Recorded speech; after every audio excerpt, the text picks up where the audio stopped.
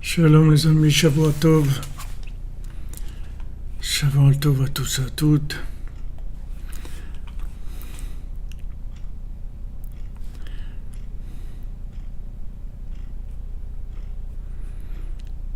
Ça va venir, Bezat Hashem. Voilà. Shalom les amis, Shavua Tov.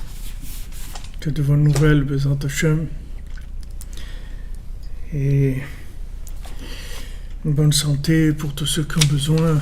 Rav Besançon, Israël Israël Ben Fortuné, David Ben Mesoda Cohen, Loralia Esther Chava Batraya Daniel, Laurent Sultana Bat Rachel,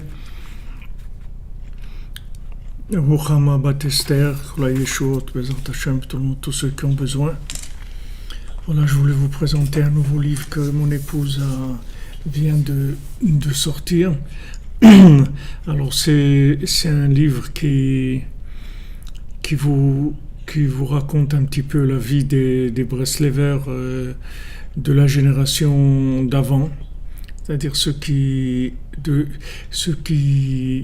sont décédés il y a à peu près 30-40 ans, et de voir un petit peu cette inspiration. Et enfin, c'est merveilleux. Si vous voulez le commander, vous pouvez le faire sur le site, sur la librairie du site, et vous verrez que Bezat Hashem, ça donne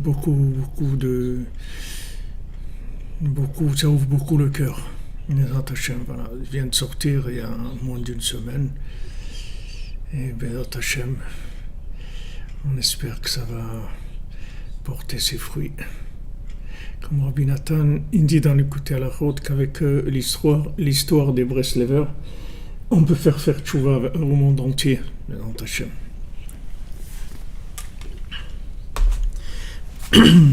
Alors, on était dans notre Torah 54. Merci, moi aussi, je suis heureux de vous voir, de vous retrouver à l'antenne, à Hashem, à Shrenou. Combien de temps ça prend pour le recevoir?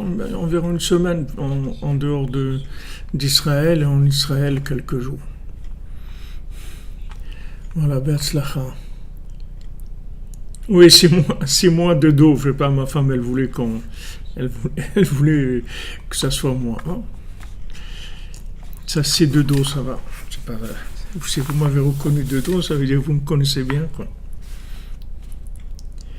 Merci, Baruch Hashem, à Ouman, on est épanoui. Je vous souhaite tous de venir et d'être là, et qu'on puisse vraiment avoir le Mishkan et passer des moments ensemble merveilleux ici auprès du Tzaddik, dans la joie et l'amitié et la recherche et la communication de nos âmes, Bezat Hashem. Merci pour tout, merci à vous, merci d'être là, merci Hashem, merci Rabbeinu, merci à vous tous, à vous toutes, c'est merveilleux. C'est une communauté merveilleuse, Ashrenu. Alors on a commencé donc la semaine dernière le résumé de la Torah écrite par Rabbi Nathan. Donc Rabbi Nathan il dit que même celui qui comprend le Remazim, c'est-à-dire ceux qui comprend les allusions qu'Hachem lui fait, c'est-à-dire il a un niveau déjà de langage qui est un niveau de langage assez primaire, parce que ça passe à travers la matière, ça passe pas à travers les textes saints, mais c'est déjà un niveau de langage et de communication avec Hachem. Alors il comprend tous les remazim de toutes les choses qui sont des choses profanes. Malgré ça, il ne peut pas rester que là-dedans. C'est-à-dire, il ne peut pas, parce qu'il comprend le langage de la matière, rester uniquement dans le monde de la matière.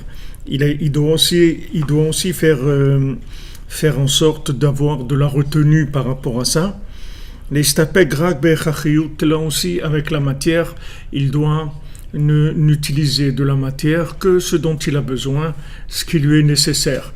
C'est pas parce qu'il comprend le langage de la matière qu'il doit abuser de la matière sous le prétexte qu'il comprend un langage, c'est-à-dire il comprend les allusions d'Hachem à travers la matière. Je vous donne un exemple, par exemple quelqu'un qui comprend des allusions d'Hachem dans les films, par exemple. Il voit des films et il comprend des allusions d'Hachem dans les films. C'est vrai que dans tout, il y a des allusions d'Hachem, même dans les films. Il ne va pas regarder des films toute la journée, on ne va pas regarder des informations toute la journée sous prétexte qu'il comprend des appels d'Hachem à travers les informations ou à travers les films. Il doit prendre de ce monde ce qu'il a besoin, lui, pour se maintenir dans la nourriture, dans le travail, dans ce qu'il a besoin pour se maintenir dans ce monde. Et à travers ça, il va y avoir une quantité d'allusions qui vont venir à lui, des appels d'Hachem. Alors, mais le point qu'il veut nous dire ici, c'est que c'est pas parce qu'on comprend le langage de la matière, c'est-à-dire du monde matériel, qu'on doit exagérer, abuser de la consommation du monde matériel.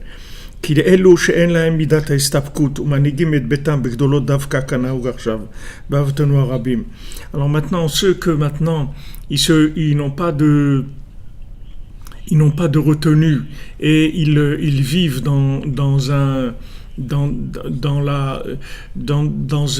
l'exagération de la matière. Ici, Rabbi Nathan, il parle de l'argent, c'est-à-dire du niveau de vie au niveau de la consommation.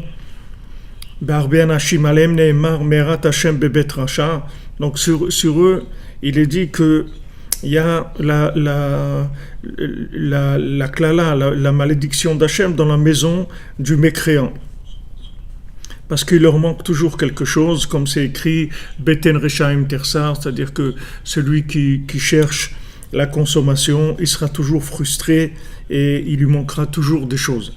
Aval betzadikim sheyesh lahem istapkut bema shechananam Hashem.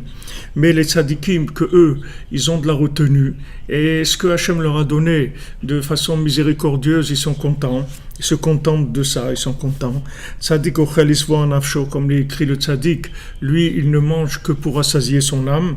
Etzlam hu or malé, venishpa al yadam kol hashpaot tovot. Chez eux, la lumière est complète, et grâce à eux, on reçoit dans le monde des hashpaot tovot, c'est-à-dire beaucoup d'abondance. C'est-à-dire que les tzadikim, ils savent qu'en retenant, c'est là où on voit la lumière. C'est-à-dire que quand nous, on a l'impression que plus on en a, et mieux ça va être. Mais c'est pas vrai. C'est-à-dire que c'est pas comme ça que ça fonctionne. C'est-à-dire on a besoin de ce monde, les besoins qu'on a, de combler nos besoins, c'est-à-dire, mais pas de chercher plus. Parce que quand on cherche plus, ça crée un surplus de lumière qui détruit la lumière qu'on a déjà. C'est-à-dire que si maintenant c'est quelque chose qu'on a expliqué plusieurs fois, c'est-à-dire que dans la nourriture, quand vous mangez trop, alors ça détruit même le manger qui est nécessaire à votre corps. C'est-à-dire c'est pas que le corps il prend ce qu'il a besoin et il rejette ce qu'il y a en trop. C'est que même ce qu'il a besoin, ça se détruit. C'est-à-dire on détruit même ce qu'on a. Alors ça c'est un principe qui est valable pour tout. C'est-à-dire que si on veut avoir de la lumière, c'est-à-dire sentir cette lumière-là, c'est sentir un plaisir dans l'attachement à Hachem, sentir une présence d'Hachem dans notre cœur, sentir une émouna vivante. Alors dans ce cas-là, il faut se contenter de ce qu'on a besoin. Maintenant, ça change, c'est-à-dire ce besoin, il n'est pas égal pour tout le monde.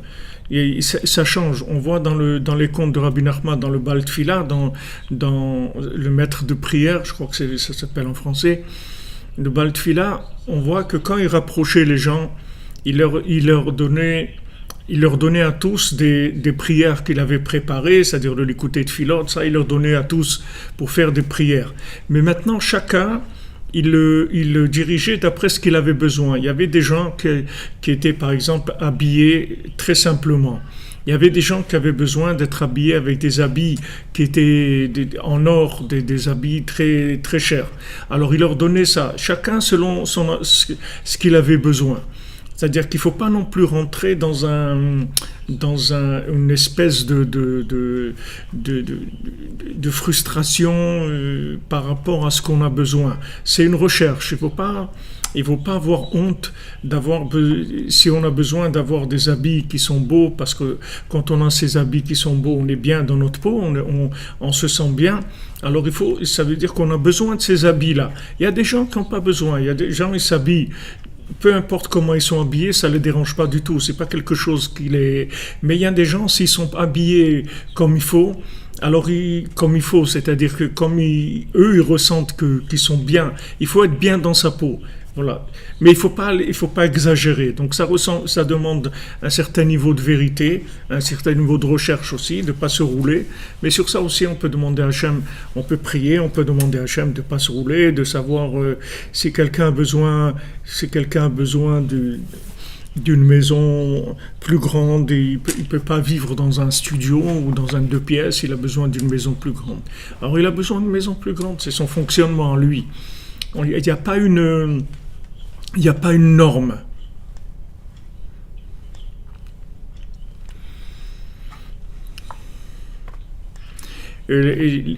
Quelle conclusion tirer, vous demandez de Rabbi Nachman sur le fait, c'est-à-dire que nous, on ne doit pas jeûner. Nous, on ne doit pas jeûner. Rabbi Nachman, il n'a pas demandé de jeûner. Il a demandé de faire Hitbodedut. Il a dit que maintenant qu'il il a révélé la Hitbodedut, alors il faut remplacer le jeûne par la Hitbodedut. C'est-à-dire que ce qu'on va obtenir par le jeûne, on va obtenir quelque chose de beaucoup plus grand par la Hitbodedut, c'est-à-dire par la communication avec Hachem, par la discussion avec Hachem. Mais ici, je ne parle pas du jeûne. Ce que je vous parle ici, ce n'est pas de jeûner. Je parle ici de se contenter de ce qu'on a besoin. Il y a des besoins, par exemple, d'avoir une voiture. Il y a des gens, ils ont besoin d'avoir une voiture qui roule bien, d'une voiture confortable. Il y a des gens qui ont besoin de ça. Il y a des gens, non, qui quand ils prennent une voiture, le principal, c'est qu'elle roule, c'est tout. Ils sont pas... Mais il y a des gens, ils ont besoin que la voiture, elle soit bien. Il ne faut pas se rouler, c'est-à-dire ce qu'on a besoin, parce que ces besoins-là, en fait, ce sont... Dans la matière, il y a une lumière dans la matière. Cette lumière, elle est là pour combler notre âme. Donc il faut pas se frustrer par rapport à ce qu'on a besoin, ce dont on a besoin. Mais ce qu'il faut faire attention, c'est de ne pas dépasser ce dont on a besoin. Voilà, c'est-à-dire être dans le minimum pour être bien, vous voyez, pour être bien. Même dans la nourriture, c'est comme ça. Il y a des gens, ils vont manger une assiette de trucs, voilà, ça y est, ils ont mangé, ils sont bien. Il y a des gens, ils ont besoin de 2 assiettes. Et à ce moment-là, ils sont bien. Chacun selon ce qu'il est. Ce qu'on parle ici, c'est le gratuit, c'est-à-dire ce qu'on rajoute, mais qu'on n'a pas besoin. C'est juste du développement de choses qui sont complètement extérieures. Et à ce moment-là, ça commence à créer des problèmes. C'est-à-dire ça commence à créer des problèmes au niveau de l'imagination, c'est-à-dire que chacun a des récipients, vous voyez, chacun a des récipients de lumière.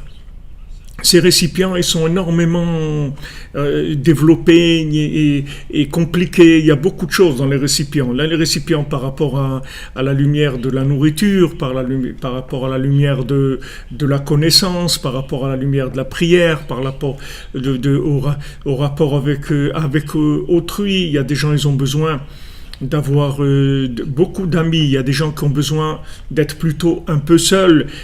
Alors bon, il faut respecter les récipients qu'on a, parce que si vous voulez, c'est notre programme de fonctionnement dans le monde.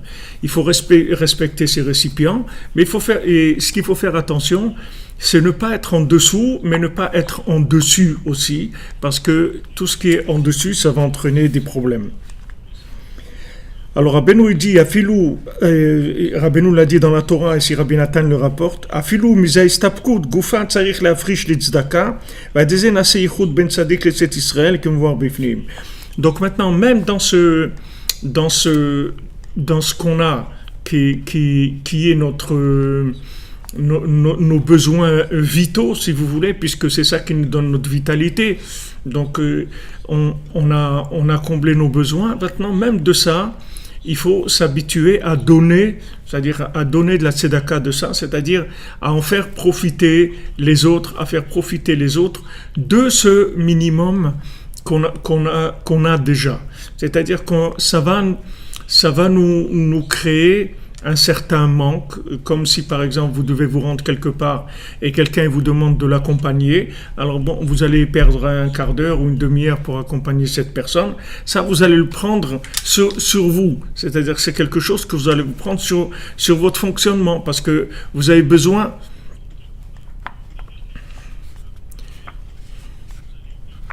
de votre temps, c'est-à-dire vous êtes organisé, maintenant quelqu'un vous demandez un chesed, alors vous faites un chesed. Maintenant, dans l'argent, la même chose. Ce que vous gagnez, vous en avez besoin. Maintenant, quand vous donnez un petit peu, alors vous prenez sur votre minimum à vous, c'est-à-dire ce que vous en avez besoin, mais vous prélevez sur ça. Et ce prélèvement-là, en fait, il va complètement élever et sanctifier tout ce que vous allez avoir. C'est le principe, on l'avait expliqué dans la Torah, je reprends un petit peu, c'est le principe de la chala, si vous voulez, le prélèvement qu'on fait sur la pâte quand on fait du pain. Alors on prélève un petit peu, c'est ça qui va sanctifier tout le pain. Maintenant, l'homme lui-même, il s'appelle la chala du monde. Hachem, pourquoi Hachem il a fait l'homme avec de la terre? Hachem il aurait pu créer l'homme sans terre. Hachem il n'a pas besoin de quelque chose. Hachem il peut créer à partir de rien, il peut créer un homme. Mais Hachem il a créé l'homme à partir de la terre, parce que le fait qu'il a prélevé sur la terre l'homme, ça a sanctifié, si vous voulez, toute la terre. C'est-à-dire que toute la terre s'est sanctifiée par le fait que l'homme a été prélevé de la terre et que l'homme n'est plus de la terre. Il est un produit de la terre, mais il n'est plus de la terre. Mais comme il vient de la terre, alors ça a élevé énormément la terre, et bien sûr, avec le minéral, le végétal et l'animal et tout ce qui sont les produits, les autres produits de la terre. Donc ce principe-là, c'est un principe qui est très profond, si vous voulez. Et quand on prélève sur ce qu'on a, en fait, on ouvre complètement tout ce qui est possessif, tout ce qui est propriété. Ça s'ouvre dans un niveau de connexion énorme avec tout ce qu'il y a dans le monde. Avec tout ce qu'il y a dans le monde. Pourquoi nos sages ils disent la tzedaka, ça sauve de la mort? Pourquoi il y a toutes ces paroles-là? Parce que le fait qu'on prélève sur ce qu'on a, c'est ce qu'on a besoin. On ne parle pas maintenant des gens qui donnent ce qu'ils n'ont pas besoin. Ce qu'ils n'ont pas besoin, ok, ils le donnent, c'est bien, ils ont aidé. Mais quand des gens ils donnent, comme Rabbi Nachman il dit que Hachem il a envoyé le corbeau pour nourrir Eliyahu Hanavi, parce que le corbeau c'est un animal qui est très cruel, il mange ses propres enfants. Donc Hachem il a voulu que ce soit cet animal-là qui est cruel, qui donne à manger à Eliyahu Hanavi. Et de là Rabbeinu il enseigne que la véritable tzedaka, c'est quand on prend sur ce qu'on a, c'est-à-dire ce qu'on a, on a besoin. On parle maintenant des gens simples, on ne parle pas il y a des gens qui ont beaucoup et qui ont pas de quoi faire. Alors ça, c'est déjà des niveaux d'investissement dans la tzedaka. C'est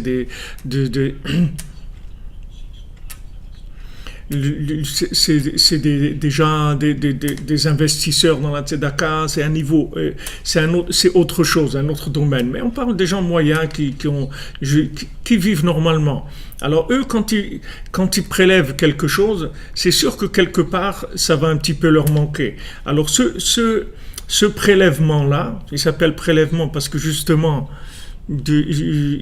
ça va manquer un petit peu. Alors ce prélèvement, il va sanctifier tout ce qui va rester, c'est-à-dire tout ce qu'on va avoir, ça va le rentrer dans une autre dimension complètement. Et on voit par exemple sur le pain, en Eretz Israël, c'est beaucoup plus important qu'en dehors d'Eretz Israël, puisque si quelqu'un il oublie de prélever la challah sur le pain, alors il peut pas manger le pain.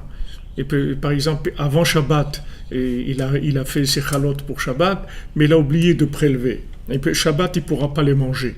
Tandis qu'en dehors d'Eretz Israël, il peut les manger et il laisse un morceau de pain de côté et après Shabbat, il pourra prélever la challah ou dire que ce morceau-là, en fait, c'est la challah. Mais en Eretz Israël, c'est pas possible parce que c'est beaucoup plus rigoureux, c'est-à-dire le principe il est beaucoup plus fort et beaucoup plus direct. Donc en Eretz Israël, il y a un autre principe sur ces éléments-là, que le prélèvement sur ce dont on a besoin, c'est quelque chose de vital et que la Torah nous a demandé de faire cet effort-là parce que il a un autre niveau. C'est pour ça que la tzedaka aussi qu'on donne au tzaddik ou la tzedaka qu'on donne à Eretz Israël, c'est aussi un niveau de tzedaka qui est élevé. Alors le principe du prélèvement, c'est la sanctification sur ce qui nous reste. C'est-à-dire que maintenant, si vous avez par exemple un gâteau, alors maintenant, si vous prenez une tranche de gâteau et vous donnez à quelqu'un, alors tout le gâteau qui va vous rester, il va avoir une autre dimension que si vous mangez tout le gâteau pour vous tout seul. Ça va être le fait d'apprendre à partager, parce que partager, ça veut dire que si maintenant je donne ce que j'ai en plus, ça ne s'appelle pas partager. Ça s'appelle j'ai aidé, mais ça ne s'appelle pas partager. Partager, ça veut dire que maintenant, j'ai quelque chose pour moi et c'est par rapport à mes besoins et ça, je partage avec quelqu'un, je donne à quelqu'un. Donc ce partage-là, il a un niveau d'inclusion de ce qui reste, ce qui nous reste, qui élève complètement ce qui nous reste, c'est-à-dire de manière à ce qu'on sorte complètement du système de la consommation. Parce que du moment où je donne, je ne suis plus un consommateur, c'est fini. Je suis rentré dans l'inverse de la consommation.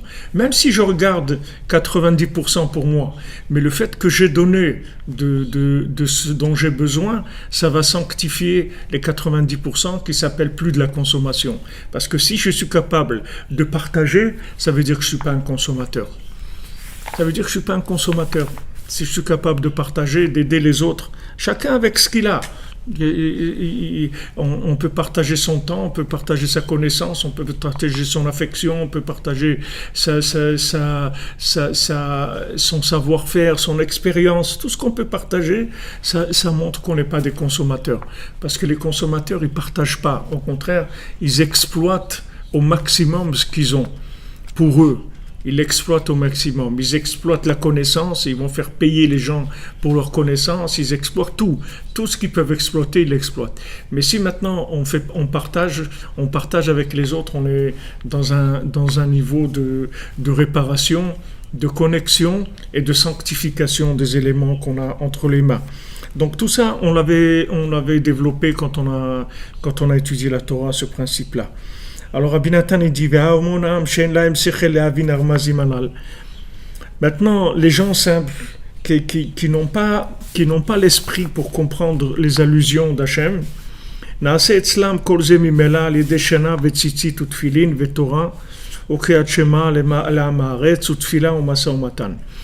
maintenant chez les gens simples, alors c'est cette compréhension là des allusions, elle se fait automatiquement par le sommeil, par la mitzvah des tzitzit, des tfilin, par la Torah, ou bien par la lecture du schéma, ou bien par la prière, ou bien par le commerce. Tous ces éléments-là, ce sont des éléments qui permettent de recevoir les allusions d'Hachem, les appels d'Hachem. Shena et prinat li dabka marshapta be'alma deate. Maintenant, le sommeil, c'est le principe qui nous permet d'attacher notre pensée à l'autre monde.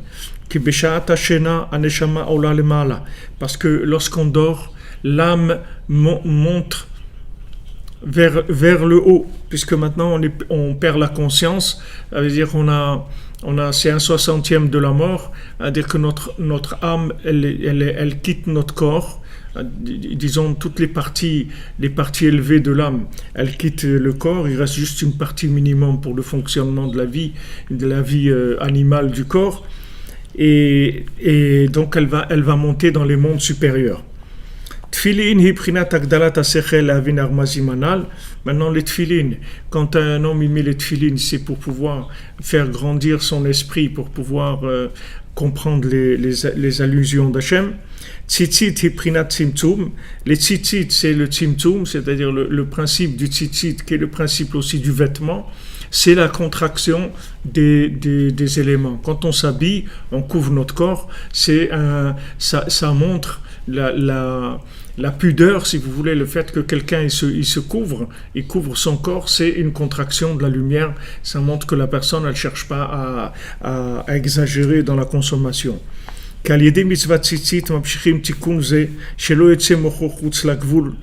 Parce que quand on fait la mitzvah des tzitzit, qui est une mitzvah par rapport aux vêtements, on attire sur nous cette réparation, que de manière à ce que l'esprit ne sorte pas des limites qui lui sont attribuées. À chacun son niveau. Que chez Magdil Da'ato Le'avin Armazim, quand il va commencer à réfléchir, à essayer de capter les allusions qu'Hachem lui envoie dans la matière, de manière à ce qu'il n'exagère pas, alors cette mitzvah des tzitzit, qui est un principe de vêtement, de recouvrir, d'entourer, d'envelopper son corps, ça fait de la retenue automatiquement dans la recherche de l'esprit. Alken tzitzit kodem les tfilin, c'est pour ça que quand on fait la prière et qu'on met le talit et les tfilin, alors le tzitzit c'est avant les tfilin, parce que d'abord on doit réparer l'esprit, que l'esprit ne sorte pas des limites, et après on peut commencer à aller vers la compréhension des remazim, c'est-à-dire des allusions d'Hachem, Shoprinat, qui est le principe des tfilin. Si vous voulez, dans la vie, on apprend d'abord à gérer la contraction des éléments, et après on commence à réfléchir. Comme je vous ai dit la semaine dernière, quand quelqu'un il a demandé à Rabbi Nathan les secrets de la mitzvah des tzitzit, alors Rabbi Nathan lui a dit d'abord fais attention quand tu mets tes tzitzit de ne pas envoyer les tzitzit sur le visage de ton voisin. Il lui a dit ça parce qu'il a vu que lui, avant de commencer déjà à chercher à comprendre les choses, déjà arrange la base, c'est-à-dire arrange les récipients, le minimum, c'est-à-dire que tu sois déjà dans Derech Eretz, comme je vous ai expliqué que Derech Eretz Kadma la Torah. C'est pour ça qu'Hachem il n'a pas donné la Torah tout de suite, il n'a pas donné la Torah en même temps. Normalement, il aurait dû, au moment de la création du monde, le premier Shabbat, il aurait dû donner la Torah, puisque la Torah elle a été donnée un Shabbat. Pourquoi Hachem il a attendu pour donner la Torah?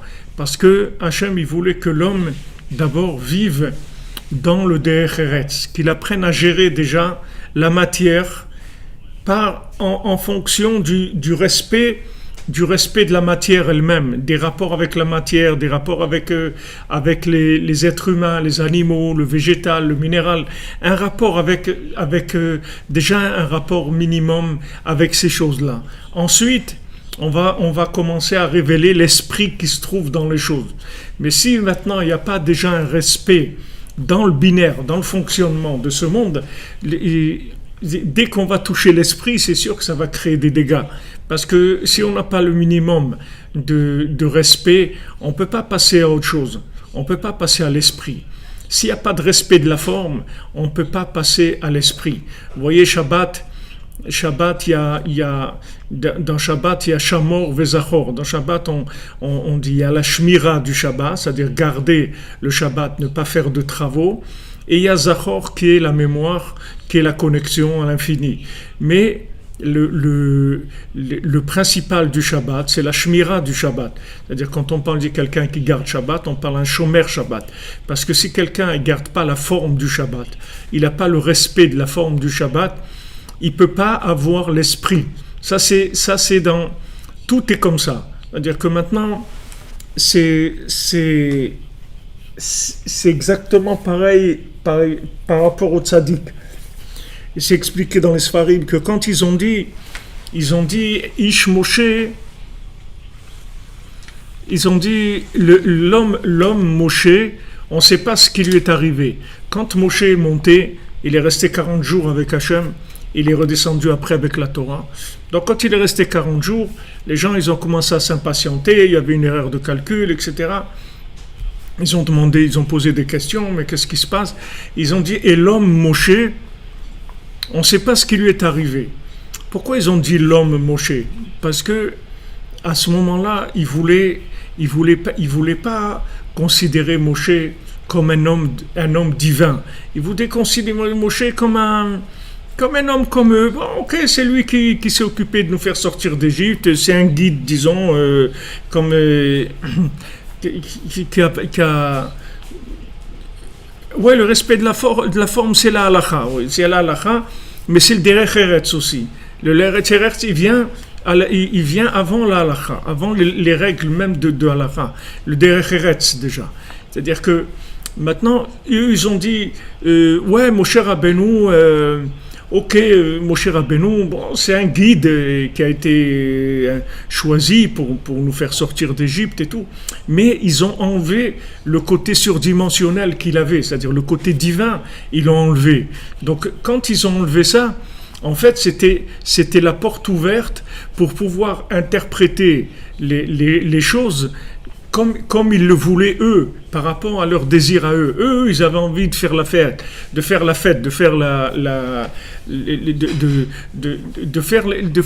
des bêtises.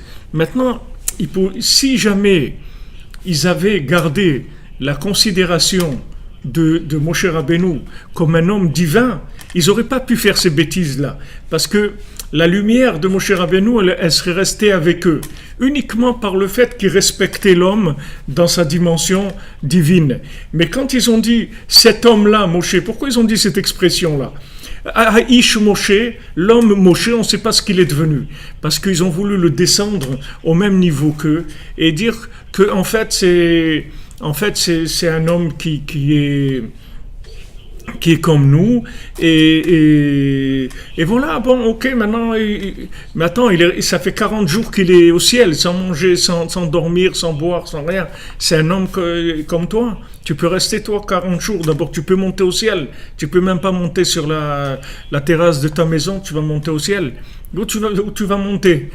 Tu dis que c'est un homme comme toi, 40 jours, il mange pas, il dort pas, il boit pas, il parle avec Dieu.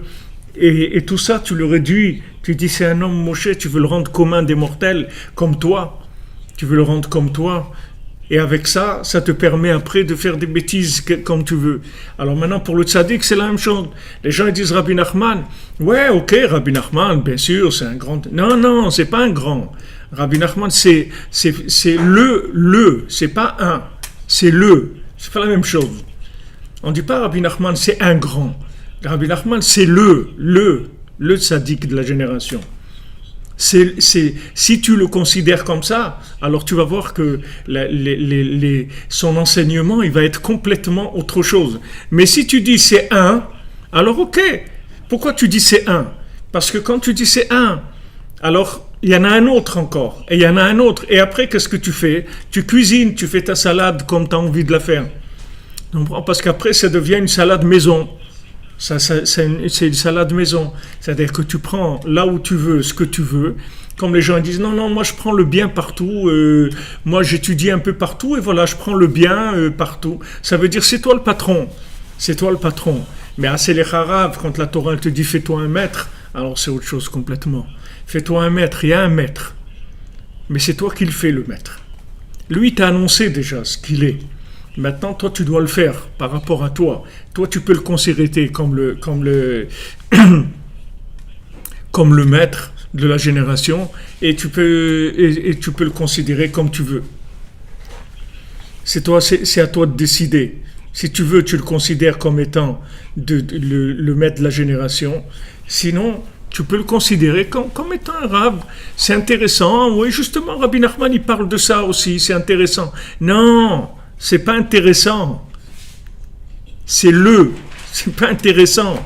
Intéressant ou pas, c'est pas ça qu'il faut regarder. Est-ce que c'est ça ou pas? C'est tout. Est-ce que c'est lui ou c'est pas lui? C'est tout. Parce que si c'est lui, ça change tout. Ça change tout. Maintenant, si tu dis c'est un, eh ben c'est un, comme on dit, c'est un parmi tant d'autres. Il y a eu beaucoup de grands dans le monde, il y a eu beaucoup de rabbins et beaucoup de gens, d'érudits qui ont écrit beaucoup de choses et qui ont amené beaucoup de messages dans le monde. C'est vrai, c'est extraordinaire. Non, il y a un. Il y a un. Ça change tout. Il y a le et il y a un. C'est pas la même chose, c'est complètement autre chose. C'est une question, c'est une vision de la forme. Mais cette vision de la forme, elle va changer le fond complètement. C'est pour ça qu'Hachem, il te demande Derech Haaretz Kadma la Torah. Le chemin de la terre, c'est-à-dire les chemins de fonctionnement du monde, ça avant la Torah. Avant de parler de l'enseignement de ce maître-là, qu'est-ce qui veut dire le maître, ce maître-là pour toi? Commence déjà à voir ça. Une fois que ça, tu vas le mettre en place, on peut passer à l'esprit. Mais si ça, c'est pas en place, l'esprit, il va pas du tout avoir la dimension qu'il doit avoir. Pas du tout. Pas du tout. Ça va être autre chose complètement. Si maintenant, tu considères le Moshe Rabbeinu comme étant un homme, comme les autres, alors sa parole, elle ne peut pas libérer l'esprit divin qu'il y a dedans par rapport à toi. Elle va libérer par rapport à celui qui croit, comme on avait eu plusieurs fois dans l'écouter à la route, que le principal de la tchouva, du repentir, c'est le repentir sur la confiance dans le maître. C'est sur ça qu'il faut faire tchouva. Parce que si tu as confiance dans le maître, le degré de confiance dans le maître, c'est ça qui va permettre au maître de te donner ce qu'il a à te donner. Maintenant, si tu n'as pas confiance en lui, il ne peut pas te donner ce qu'il va te donner. Regardez quand quelqu'un... Regardez dans les rapports humains. Quand vous vous méfiez de quelqu'un, alors la personne, elle sent la méfiance, alors elle est sur le qui-vive, c'est-à-dire elle se ferme. Son cœur est fermé, elle donne le minimum, ça devient un fonctionnaire. C'est-à-dire il va donner la fonction dans laquelle il est, dans la position dans laquelle il se trouve. Si un fonctionnaire de la RATP, que vous allez acheter un billet de train, il ne va pas vous raconter sa vie quand vous allez acheter le billet de train, vous n'allez pas lui raconter la vôtre non plus, et il veut dire, monsieur, voilà, je veux un billet de train pour aller à Ouman, ok, voilà le billet de train, ça vaut tant, merci, au revoir, bonne journée, au revoir. Si maintenant, vous voulez échanger avec cette personne-là, alors c'est pas dans le cadre du travail, c'est autre chose. Mais tous les individus, c'est la même chose. Même votre conjoint, même vos enfants, c'est la même chose. Si il y a un conjoint qui a un conjoint, c'est une fonction. Il y a un enfant, c'est une fonction. Il y a des parents, c'est une fonction. Et il y a autre chose que ça. Mais cet esprit-là, il se révélera pas si vous accréditez pas, si vous accréditez pas la personne, si vous ouvrez pas, s'il n'y a pas la confiance, la personne ne s'ouvrira pas. Quand tu auras la confiance, à ce moment-là, vous allez découvrir que derrière cette fonction-là, il y a un individu d'une autre dimension complètement que vous avez jamais connu. Vous savez même pas qui il est, parce que vous l'avez considéré comme un fonctionnaire. Donc il vous a donné selon la fonction. Maintenant, si on considère Moshe Rabbeinu comme un rave, comme un guide, ok, c'est un guide et c'est vrai qu'il a un rapport avec Hachem parce que c'est lui qui nous a sortis et tout, mais les gens, ils essayent de minimiser au maximum le niveau du maître. de manière à ce que ça ne soit pas engageant. Que ça soit pas engageant.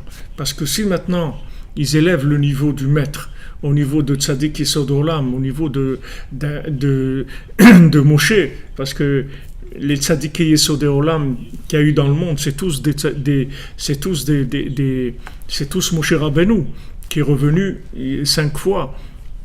Alors c'est sûr que ça change tout, parce que quand Moshe Rabbeinu dit quelque chose, c'est pas une proposition, c'est pas une information. C'est la chose comme elle est exactement. Comme Rabbeinu dit que quand Moshe Rabbeinu il dit de la prophétie, alors il dit Zé Davar, voilà la chose. Les autres prophètes, ils disent Ko Amar Hashem. Voilà comment Hashem a dit. Hashem il a dit comme ça. Voilà à quoi ça ressemble ce qu'il a dit Hashem. C'est déjà une projection déjà dans le Médamé, dans le corps Damé, dans l'imagination déjà. Mais quand Moshe Rabbeinu il parle, il dit Zé Davar, voilà la chose. Il n'y a aucune enveloppe imaginaire, c'est la chose directement, comme Rabbi Nachman il dit, j'ai fini déjà. J'ai déjà fini, j'ai déjà gagné, j'ai déjà fini. Voilà, maintenant on vient de commencer la Sphira de Netzach, on a commencé hier soir, on a compté. On a compté la sphira de Netzach, c'est la sphira de Rabbi Nachman, et bientôt on va arriver dans quelques jours à Netzach chez Ben Netzach. Quand on va compter le 25, ça va être Netzach chez Ben Netzach, et ça va être tout l'adoucissement de toute la sphira Taomer, puisque ça se trouve au milieu, il y a 24 avant, 24 après. Donc c'est le moment le plus décisionnaire de la sphira, où il y a un adoucissement total. C'est-à-dire que c'est sûr que le tzaddik, comme vous dites, c'est sûr qu'il est beaucoup plus vivant quand il est mort, quand il est vivant, c'est sûr. Parce que, pourquoi il est plus vivant? Pourquoi il est plus vivant? Parce que, quand il est dans le corps, le fait qu'il soit dans un corps, ça limite dans l'imaginaire. Exactement, ça c'est sûr qu'ils ne sont pas morts. Mais comme vous dites, il faut, c'est-à-dire qu'il faut de la connexion. Tandis que quand ils sont vivants, même si vous n'êtes pas connecté, il est là. Même si vous n'êtes pas connecté. Voilà, Rabbi Nathan, il a dit une fois, il y a quelqu'un qui soupirait comme ça, et il disait à Rabbi Nathan, vous avez eu de la chance, vous avez connu Rabbi Nachman. Alors Rabbi Nathan lui a dit, qu'est-ce que ça veut dire connaître Rabbi Nachman? Est-ce que maintenant Yossele Paronik, Yossele, celui qui avait la petite barque, qui faisait traverser Rabbeinu quand il allait d'un côté de la rivière à l'autre pour aller faire une Bodédout. Alors lui, il emmenait très souvent Rabbeinu, il le faisait traverser la rivière. Il l'amenait de l'autre côté. Alors est-ce que lui, il a connu Rabbi Nachman? Mais voilà, il l'a vu des dizaines de fois. Il a connu Rabbi Nachman. Il dit, c'est quoi connaître Rabbi Nachman? Connaître Rabbi Nachman, c'est quoi? Tu as vu un corps avec un vêtement, avec un visage. C'est ça connaître Rabbi Nachman. C'est pas ça connaître Rabbi Nachman. Connaître Rabbi Nachman, c'est connaître son esprit, d'accord? Mais son esprit, il est là. Et il est là beaucoup plus qu'avant, puisque toute la raison pourquoi Rabbi Nachman il a laissé son corps et il a quitté ce monde à l'âge de 38 ans, c'est parce que son esprit, il avait déjà beaucoup trop avancé par rapport à son corps et que son corps, il pouvait plus supporter cet esprit. Il a dit, comme moi je peux pas m'arrêter de découvrir des nouveaux concepts ou des nouvelles conceptions d'Hachem, donc c'est obligé de laisser le corps. Donc il a laissé le corps, mais il a dit, je suis avec vous, je marche devant vous, je suis avec vous, je ne vous quitte pas, je suis là avec vous. Seulement, il va y avoir un tri qui va se faire. Ce tri, comment il va se faire ce tri?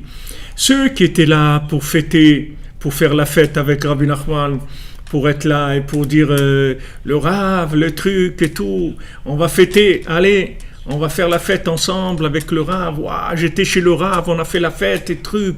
Le Rabbi, c'était super, etc. Alors ceux-là, et les pauvres, ils vont pas trouver avec qui faire la fête parce qu'il va plus être là pour fêter avec lui. Mais ceux qui étaient là pour l'esprit, alors ils vont en avoir à revendre, comme on dit. Ils vont en avoir beaucoup plus maintenant d'esprit. Voilà, exactement. Tu connais l'emballage, mais tu connais pas le cadeau. C'est-à-dire que tu peux... Même l'emballage, il est bien. Mais c'est mieux un emballage d'un rabbi qu'un emballage d'autre chose.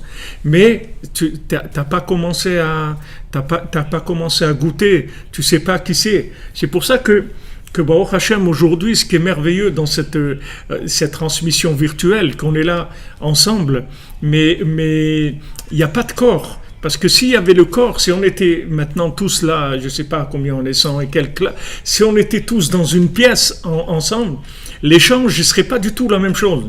La participation ne serait pas du tout la même chose. Parce qu'il y aurait des choses physiques qui dérangeraient dans la communication. Parce que le physique, il impose quelque chose. La présence physique, elle impose quelque chose. Vous ne pouvez pas complètement l'annuler. Mais là, Baruch Hashem, c'est magnifique parce que c'est complètement virtuel, le physique. Et qu'est-ce qui passe? Il se passe que l'esprit. Donc on est là, ce qu'on cherche, c'est l'esprit.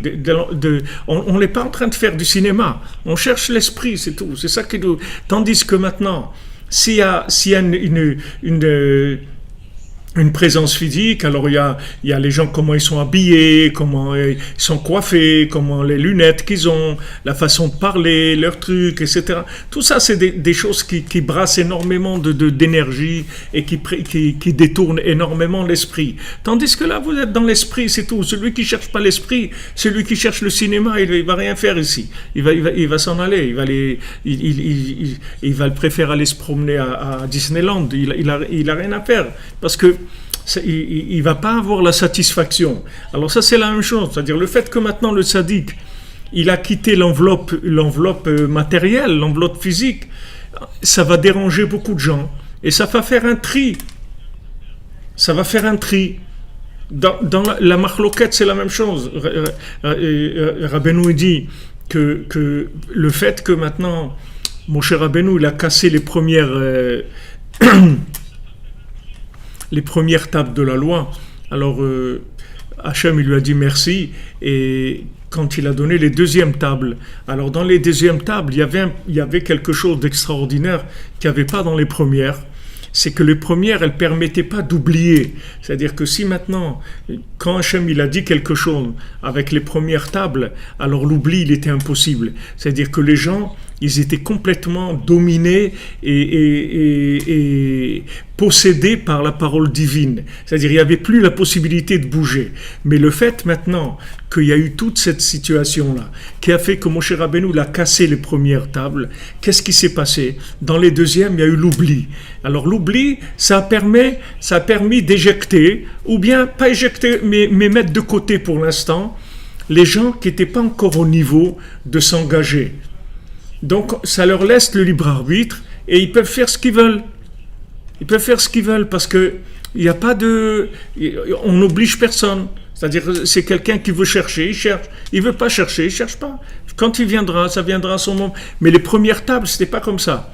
C'est-à-dire qu'il y avait une telle puissance de la parole divine que ça enlevait complètement le libre arbitre. Et les gens, ils étaient obligés. Ils n'avaient pas le choix. Tandis que dans les deuxièmes, il y a eu le choix. Donc dans les deuxièmes, quand il y a eu le choix, ça a permis de faire le tri entre ceux qui veulent et ceux qui ne veulent pas. Et ça c'est la même chose dans la marloquette. C'est-à-dire que Rabbi Nathan, il explique le fait que maintenant il y a eu de la marloquette, c'est-à-dire de la comment on appelle ça, de la controverse contre Rabbi Nachman et contre Rabbi Nathan, ça a permis à des gens de s'éloigner parce qu'ils ont pris cette chose-là comme un prétexte pour s'éloigner. Je l'ai vu moi aussi pour toute l'histoire du gala et tous les rabbins qui ont écrit contre moi, etc. Alors, il y a beaucoup de gens qui m'ont dit, mais Ravi Frère, vous deviez répondre et répondre à ce qu'ils disent et tout, amener des réponses, ne laissez pas les choses comme ça, etc. Mais je me suis dit, pourquoi je vais répondre? C'est-à-dire, les gens qui sont avec moi, ils sont avec moi, c'est pas ça qui va les déranger. Mais par contre, il y a des gens qui sont avec moi, mais qui sont un petit peu, ils sont un peu obligés, parce qu'il y a eu des situations qui ont fait, par exemple, des fois, dans le couple, il y a un des deux qui est avec moi, l'autre il est pas avec moi. Maintenant, le fait qu'il y a eu cette histoire-là, ça leur a permis de sortir. Et c'est bien. C'est-à-dire, pourquoi ils vont rester s'ils sont obligés? Il ne faut pas qu'ils se sentent obligés, les gens. Il ne faut pas qu'ils se sentent obligés, il faut que ce soit avec du cœur. Parce qu'il ne faut pas qu'ils se sentent obligés. S'ils se sentent obligés, ça ne marche pas. Ça ne sert à rien ce qu'on est en train de faire.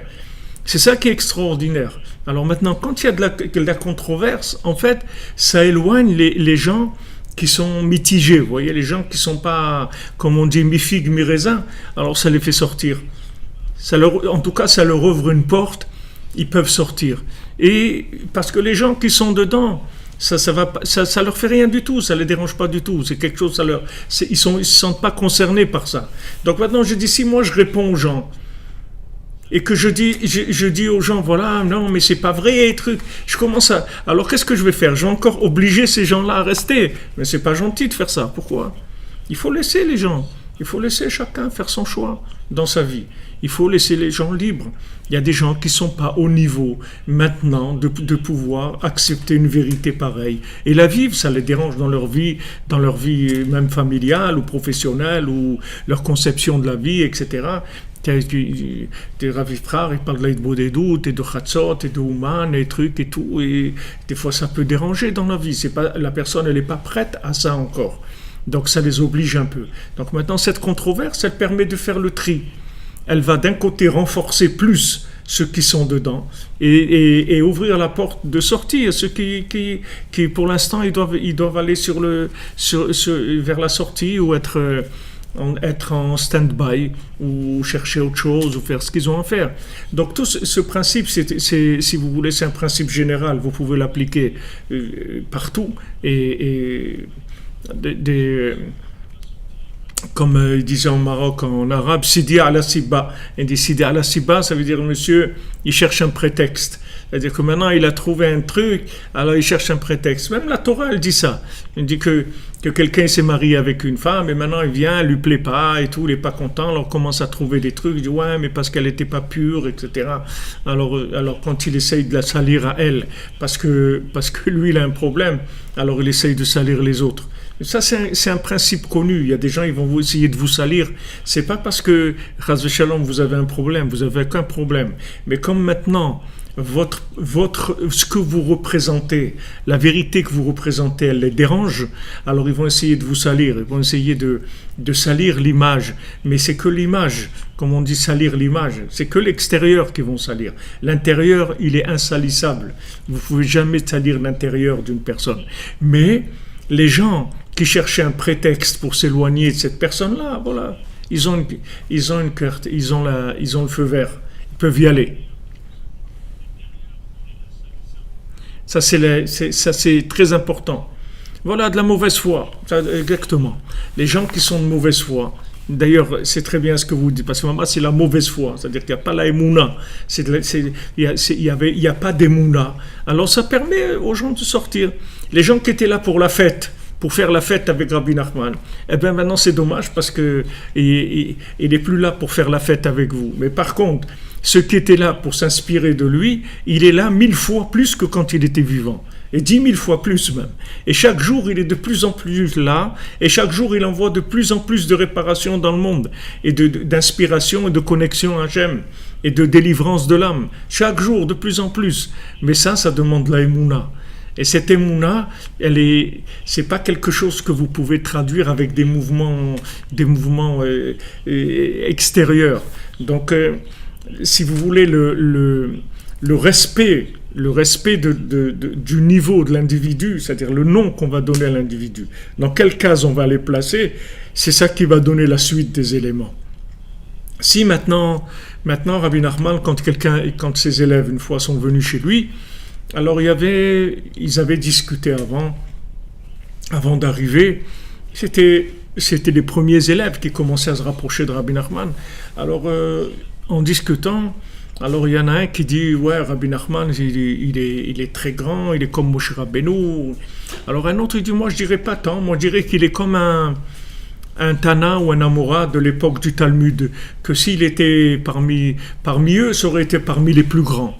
Alors quand ils sont arrivés chez Rabbi Nachman, il a dit à celui-là, qui a dit que Rabbi Nachman, il est comme un grand érudit du Talmud, il a dit que si tu crois pas en moi, pourquoi tu viens chez moi? Pourquoi tu viens chez moi si tu crois pas en moi? C'est-à-dire que Rabbi Nachman, il a considéré que le fait qu'il lui a mis l'étiquette d'un Tana ou un Amora, qui c'est des gens, attendez, le plus petit, il faisait ressusciter des morts. C'était des gens de très grand niveau. Mais par rapport à Rabbi Nachman, c'est pas des niveaux du tout. Donc quand ils sont arrivés, Rabbi Nachman, qui connaissait les pensées bien sûr de tout le monde, il savait exactement chacun ce qu'il pensait là où il était. Donc il lui a dit, si tu ne crois pas en moi, qu'est-ce que tu viens faire chez moi? Donc si vous voulez, il y a un respect, de l'individu. C'est-à-dire qu'il y a, si vous voulez croire dans quelque chose, il faut d'abord lui mettre la forme qui lui va, c'est-à-dire lui dire le nom, l'appellation, la forme qui lui va. Si vous dites que Moshe Rabbeinu c'est un homme comme tout le monde, mais qui connaît la Torah seulement, alors quand vous allez vous connaître la Torah, vous allez vous prendre pour Moshe Rabbeinu. Alors si vous allez voir quelqu'un, vous allez dire ouais, il est comme Moshe Rabbeinu, il connaît toute la Torah et tout. Mais Moshe Rabbeinu, c'est pas parce qu'il connaît la Torah qu'il est Moshe Rabbeinu. Moshe Rabbeinu, c'est une âme très spéciale. C'est pas quelqu'un c'est pas les connaissances qu'il a qui le définissent comme Moshe Rabbeinu. Moshe Rabbeinu, c'est quelque chose, c'est un individu qui est complètement soumis à Hachem, complètement transparent. C'est un homme divin, c'est quelque chose qui n'a rien à voir avec le commun des mortels. Maintenant, si on n'a pas la émouna dans le tzaddik comme ça, le tzaddik, il ne peut pas nous donner plus que ce que nous, on a confiance en lui, c'est impossible. Comment vous voulez qu'il vous donne plus que ce que vous avez confiance? Impossible. Il ne peut pas. Donc c'est sur ça qu'il faut faire travailler, c'est sur ça qu'il faut travailler, et sur ça qu'il faut faire attention au Lashon Hara, comme on a dit dans cette Torah, parce que le Lashon Hara, il va énormément faire de mal sur ça, parce que il va déconnecter les gens. Donc ceux qui ont entendu le Lashon Hara, ils vont s'éloigner, et il y a des gens qui vont entendre le Lashon Hara, ils vont encore se rapprocher encore plus. Comme il y en a un qui est venu pour acheter un écouté Moran chez un bouquiniste, alors le bouquiniste il dit non, il ne faut pas lire ce livre, il n'est pas bien. Il dit ah bon, il n'est pas bien? Il dit non, il n'est pas bien du tout, n'achète pas ça. Et il dit mais moi c'est ce que je cherche que les livres qui ne sont pas bien. Alors donne-moi il l'a acheté, avec ça il a fait tchouva, il a commencé à étudier le livre de Rabbi Nachman et il a fait tchouva. Donc il y a des fois, au contraire, quand vous allez faire du Lashon Hara, des fois ça va encore exciter les gens encore plus, qui vont être encore plus curieux de se rapprocher de cette personne sur qui on fait tellement de Lashon Hara. Mais il y a beaucoup de gens qui vont s'éloigner aussi. C'est-à-dire ceux qui sont comme ça, comme on dit, un petit peu tièdes, ça risque de les éloigner. Ou bien ceux qui s'asphyxiaient et qui cherchaient une porte de sortie. Alors voilà, ils ont trouvé une porte de sortie pour pouvoir se dégager de cette conscience-là qui les dérangeait. Donc si vous voulez, c'est le respect de la forme qui permet après d'avoir accès à l'esprit. Parce que s'il n'y a pas le respect de la forme, jamais vous pourrez connaître l'esprit. Jamais. Comment vous allez connaître l'esprit? Si la forme, vous ne la respectez pas, comment vous allez connaître l'esprit? Comment vous voulez que l'esprit se dégage? C'est impossible. C'est impossible. L'esprit ne peut pas se dégager. Parce que la forme, et c'est pour tout ce qu'il y a dans le monde, c'est comme ça. Tous les objets aussi, c'est comme ça. Les objets, ne parlons pas du minéral, du végétal, de l'animal, de l'humain, même tous les objets, tout ce qu'il y a dans le monde. Si vous ne le respectez pas, il ne peut pas vous donner ce qu'il a. Pour qu'il vous donne ce qu'il a, c'est en fonction de combien vous investissez votre confiance dans cet individu, ou dans cet animal, ou dans cet objet. C'est quelque chose qu'il faut faire très attention.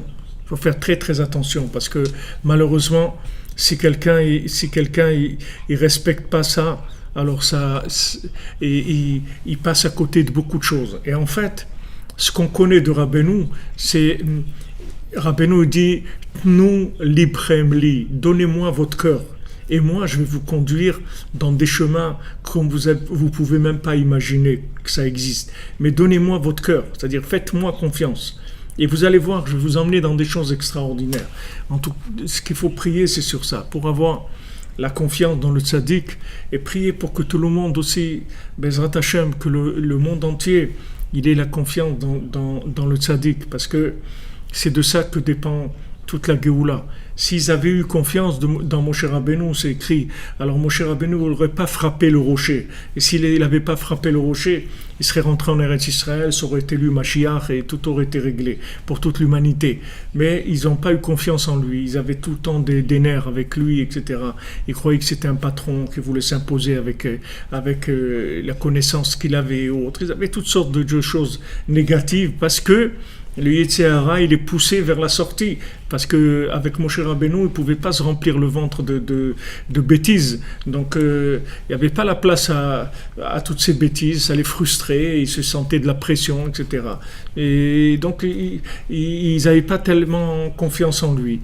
Il y a des moments, oui, ils ont dit, tout ce qu'il dit Moshe, on va le faire, etc. Il y a des moments où ils avaient le cœur ouvert et c'était très beau. Et il y a des moments où ça revenait en arrière. Et c'est que ça qui empêche la délivrance finale, c'est tout. Rabbi Nachman, il dit, voilà, moi je vous ai donné tous les outils pour de Mashiach. Sachez que ceux qui font Chatzot, ceux qui font Idbodedut, qui font Tikkun HaKlali, ceux qui viennent à Ouman, ils sont dans la Géoula, ils amènent la Géoula. Maintenant, il faut prier pour que tout le monde reçoive cette inspiration, que tout le monde ait cette connexion et cette confiance. Même un petit peu, si on fait un petit peu confiance, déjà ça commence à ouvrir la connexion. Et après on avance, Bezrat Hashem. Alors, Be'atzlacha les amis. Exactement les amis, Be'atzlacha, une bonne semaine, que des bonnes choses. Et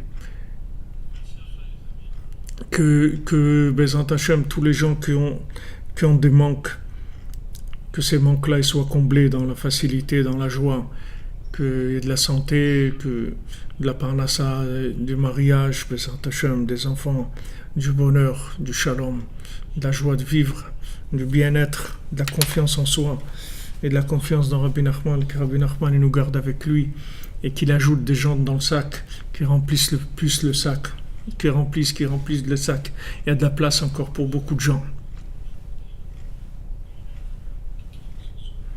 Be'atzlacha, merci d'être là, merci de votre présence, de votre soutien, de votre gentillesse. Ashrenu, c'est magnifique.